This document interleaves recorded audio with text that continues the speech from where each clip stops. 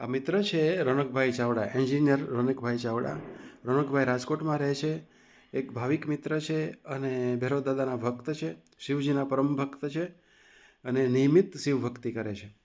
રોનકભાઈના જીવનમાં ભૈરવ દાદાની કૃપાનો એક બહુ મોટો ચમત્કાર થયો અને એમની શ્રદ્ધા અત્યંત દ્રઢ બની.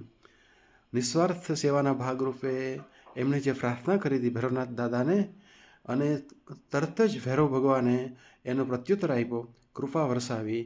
એનું જે દ્રષ્ટાંત છે, એની જે વાત છે, એ આપણે એન્જિનિયર રોનક ચાવડા પાસેથી સાંભળીએ. રોનક બેટા, તને જે અનુભવ થયો એ તું વાત કર. હા ગુરુદેવ, અમારે છે ને એક બેન હતા મંદિરમાં, તેમને કેન્સર થયું હતું. તો મને વાત જાણવા મળી યોગેશ્વર ગુરુદેવ થકી અને મુકેશભાઈ જોશી દાદા થકી કે ગોંડલ છે કાળ ભૈરવનાથ દાદા, ત્યાં આપણે સુખડીની માનતા માનીએ તો બધું સારું થઈ જાય છે. અને ભૈરવનાથ દાદા છે તે કળિયુગના સાક્ષાત દેવ છે અને તે બહુ પરમ કૃપાળુ છે. એટલે મેં છે ને એ બેનને વાત કરી કે આ રીતના સુખડીની માનતા માનશો તો તમને કેન્સર મટી જશે. એટલે એ બેને શ્રદ્ધાપૂર્વક અને વિશ્વાસથી ત્યાંની માનતા માની, ગોંડલ કાલ ભૈરવનાથ દાદાની સુખડીની માનતા માની, અને એમને 100% સારું થઈ ગયું. કેન્સર મટી ગયું સાવ સંપૂર્ણ અત્યારે, અને અત્યારે એને બહુ સારું છે. ઓકે, આ કેટલા સમય પહેલાની વાત છે રોનકભાઈ? આ છે 1 વર્ષ પહેલાની વાત છે. ઓકે, અને પછી રોનક તું જ ગયો તો બેટા એમની સાથે માનતા ઉતારવા માટે? હા, હું જ ગયો તો ભૈરવનાથ દાદા, એમના ભેગું પણ હું જ ગયો તો. અચ્છા, અને 1.25 કિલો ઘીની સુખડીની? હા, 1.25 કિલો ઘીની સુખડી અર્પણ કરી દાદાને. વાહ વાહ વાહ, એમની કૃપાથી એમને બધું સારું થઈ ગયું. વાહ, બહુ સરસ, બહુ સરસ. ભૈરવનાથ છે એ કળિયુગના પ્રત્યક્ષ દેવ છે. CR વ્યાસજી જે જામનગરના CR વ્યાસજી, એક પ્રબુદ્ધ ચેતના હતી જામનગરમાં. એમણે મને એક વખત બોધ કરેલો કે કળિયુગમાં 2 દેવોની કરુણા અત્યંત સક્રિય છે.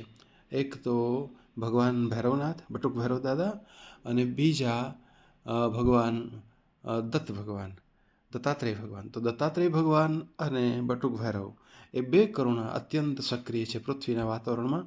અને પૃથ્વીના વાતાવરણનું જે પ્લેટફોર્મ છે એનામાં એ ખૂબ જ સક્રિય છે.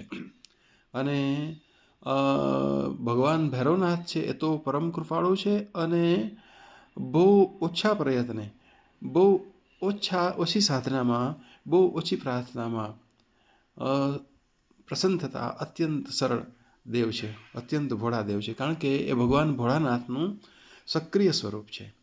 તો રોનકભાઈ, ખૂબ ખૂબ આભાર.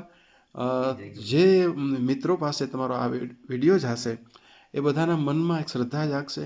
જેમ તમને એક માઇલસ્ટોન રૂપી અનુભવ થયો, નિસ્વાર્થ ભાવે તમે જે બેન માટે પ્રાર્થના કરી અને ભગવાન ભૈરવનાથે અત્યંત શીઘ્ર એનો પ્રતિભાવ આપ્યો અને કૃપા વરસાવી, તો એવી જ કૃપા ભગવાન ભૈરવનાથ બધા પર વરસાવે, એવી મારી પ્રાર્થના.